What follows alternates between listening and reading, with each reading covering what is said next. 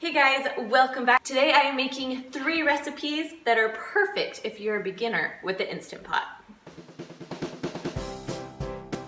I might be a little obsessed with my Instant Pot. I absolutely love it. I have another post. That was my 9 don'ts for my Instant Pot. So if you are new to Instant Pot, make sure you check that out and then come back here because today I am sharing 3 easy recipes that you can make with your Instant Pot that you really just throw in, you set it, and you're done.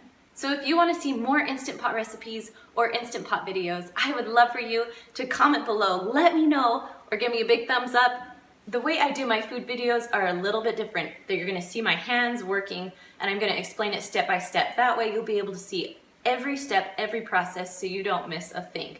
So if you're ready, let's go make these 3 easy Instant Pot recipes, especially perfect if you're just beginning. The first recipe I'm going to make is called sweet and tangy meatballs. So make sure your Instant Pot is plugged in, then you're going to add anywhere between 30 ounce and 64 ounce of your favorite meatballs. I got these ones at my local Kroger. Then you're going to add about 18 ounces of grape jelly. It can be any brand, it doesn't matter. Now I should probably use a spoon when I got this out, but I really wanted to squeeze it out. Next, I'm going to add a 12-ounce container of Heinz chili sauce. Now, you can get any branded chili sauce. You can also find this at any store. I got this one at Kroger. And really just pour the whole entire thing on your meatballs. Now, with the Instant Pot, it's important to add water, so we're adding a half a cup of water right on top. Then you're going to put your lid on, turn it, and make sure that it's on sealing. You want it on sealing so it will actually pressurize. On the Instant Pot, you're going to push manual and set it for 10 minutes, then just walk away. When it's all done cooking, you can do quick release. Notice how the steam is coming out quickly. That releases all the pressure. So when it's done steaming, nothing else comes out, you can turn it and open it. Just still be careful, it's going to be a little steamy and hot. I let them cool down for about a minute, and then I'm just going to mix it all together. Get that sauce covering all of the meatballs. Now you can serve this over rice. I serve mine over instant rice because I could cook it the same time I did my Instant Pot. This really is one of my kids' favorite recipes. For the next recipe, I'm going to be making enchilada rice. Now first make sure your Instant Pot is plugged in. Then you're going to take 2 cups of brown rice. I like to use the long grain brown rice, or if you don't like brown rice, you can use white rice too. Next you're going to add 2 1/4 cups of water. Next, add 1 can of black beans. Make sure you rinse them and you drain them. Then add 1 15-ounce can of your favorite enchilada sauce. I liked red that's mild. Sprinkle a little salt on for taste. Then I added 1 teaspoon of cumin here. Now you're all done. Put your lid on, turn it, make sure you hear that little noise, and make sure it's on sealing so it'll actually cook. Now I'm going to push the rice button. Usually you can cook rice for 7 minutes. I'm going to bump mine up to 10 minutes because they're going to be inside of a tortilla, so I want them a little bit more mushy and soft. So I did quick release again, just releasing the pressure. Now as soon as the steam stops, I'm able to open up my Instant Pot. And don't be alarmed at first, there looks like a lot of liquid on top, but you're actually going to mix that in. Now as you're mixing, it's a good idea to grab a hot pad and hold onto your pan and mix. It will make your life a little bit easier. Now to put them together, I like to serve mine on tortillas. I also like to add a little bit of chicken, sour cream, avocados, really whatever toppings you like, they will be delicious with. And last I am making fall off the bone ribs.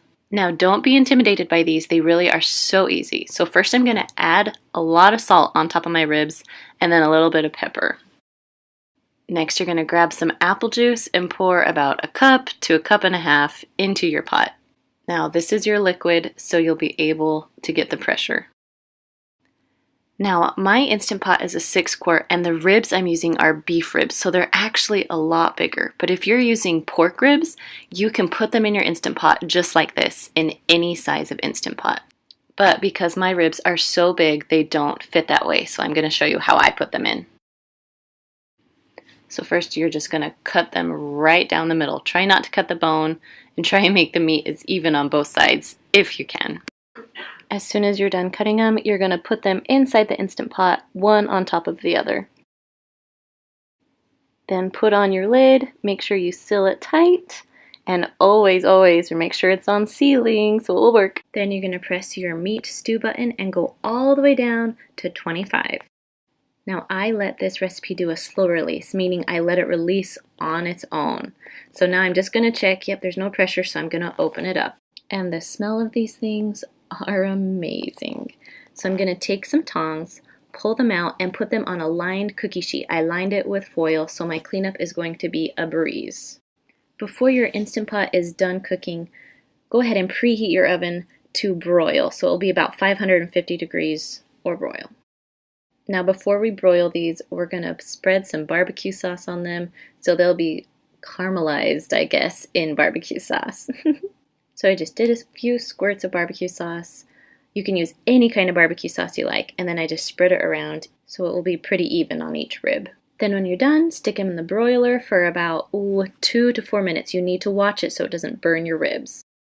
Now, instead of just dumping this applesauce, I'm going to put some potatoes in it because I'm going to have mashed potatoes with my ribs. This is totally optional, but I'm all about easy side dishes. When you have your potatoes in, you're just going to turn it, make sure it's sealed, and then you're going to push manual. First, turn it off, because if it's already on, turn it off, then turn it back on again. There we go. Then you'll push manual. You're going to go up to 15 minutes. While those are cooking, my ribs are done and they look amazing. Now, because I only put a few potatoes on, you can do a quick release and it won't splatter everywhere.